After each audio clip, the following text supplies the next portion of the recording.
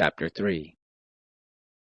Solomon made affinity with Pharaoh king of Egypt, and took Pharaoh's daughter, and brought her into the city of David, until he had made an end of building his own house, and the house of the Lord, and the wall of Jerusalem round about.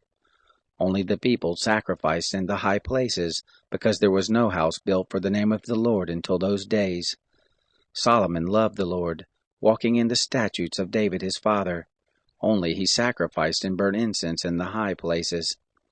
The king went to Gibeon to sacrifice there, for that was the great high place. 1,000 burnt offerings did Solomon offer on that altar. In Gibeon the Lord appeared to Solomon in a dream by night, and God said, "Ask what I shall give you." Solomon said, "You have shown to your servant David my father great loving kindness, according as he walked before you in truth, and in righteousness, and in uprightness of heart with you.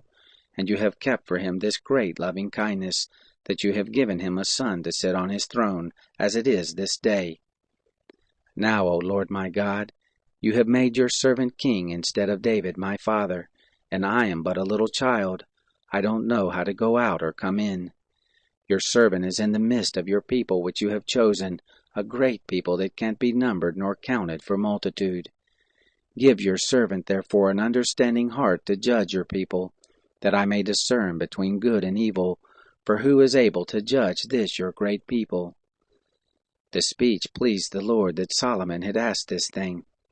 God said to him, "Because you have asked this thing, and have not asked for yourself long life, neither have asked riches for yourself, nor have asked the life of your enemies, but have asked for yourself understanding to discern justice, behold, I have done according to your word.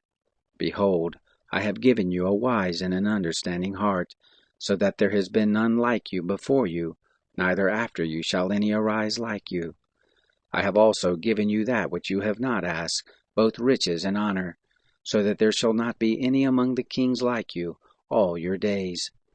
If you will walk in my ways, to keep my statutes and my commandments, as your father David did walk, then I will lengthen your days." Solomon awoke, and behold, it was a dream.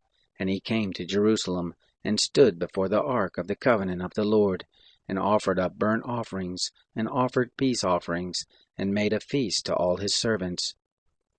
Then there came 2 women who were prostitutes to the king, and stood before him. The one woman said, "O my lord, I and this woman dwell in one house, and I was delivered of a child with her in the house. It happened the 3rd day after I was delivered, that this woman was delivered also, and we were together. There was no stranger with us in the house, save we 2 in the house. This woman's child died in the night because she laid on it. She arose at midnight, and took my son from beside me while your handmaid slept, and laid it in her bosom, and she laid her dead child in my bosom. When I rose up in the morning to give my child milk, behold, he was dead. But when I had looked at him in the morning, behold, it was not my son whom I bore." The other woman said, "No, but the living is my son, and the dead is your son." The first replied, "No, but the dead is your son, and the living is my son." This is what they spoke before the king. Then the king said, "The one says, 'This is my son who lives, and your son is the dead.' And the other says, 'No, but your son is the dead, and my son is the living.'" The king said, "Give me a sword." They brought a sword before the king. The king said, "Divide the living child in 2, and give half to the one, and half to the other." Then spoke the woman whose the living child was to the king, for her heart yearned over her son, and she said, "O my lord, give her the living child, and in no way kill him." But the other said, "It shall be neither mine nor yours. Divide him." Then the king answered, "Give her the living child, and in no way kill him. She is the mother of him."